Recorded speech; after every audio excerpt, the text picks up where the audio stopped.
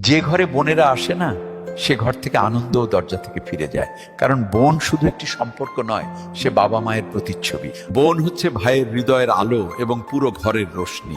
যখন সে বাপের বাড়ি আসে, মনে হয় যেন শূন্য উঠোন আবার হেসে উঠেছে। তার হাসিতে বরকত থাকে, তার কথায় শান্তি থাকে এবং তার দোয়ায় এমন শক্তি থাকে যা যে কোনো ঝড়কে থামিয়ে দেওয়া যায়। কিন্তু অনেক সময় আমরা সেই বোনকে সেই ভালোবাসা, সেই সম্মান দিতে পারি না যার সে যোগ্য। কখনো স্ত্রীর কথায় বা সমাজের ভয়ে, কখনো নিজের অহংকারে ডুবে আমরা তাকে অবহেলা করি। বোন কিছুই বলে না, শুধু চুপচাপ সহ্য করে। কিন্তু যখন বোনের হৃদয় ভাঙে, তখন তার নীরবতা সেই ঘরের দেয়ালে ধাক্কা খায় এবং ধীরে ধীরে সেই ঘরও শূন্য হয়ে যায়। যদি আপনার সাথেও এমন কিছু হয়ে থাকে, তবে আজই হৃদয় থেকে পুরনো অভিযোগগুলোকে একটি পুরনো মুদ্রার মতো দূরে ফেলে দিন। আপনার বোনকে আবার আপনার হৃদয়ে জায়গা দিন।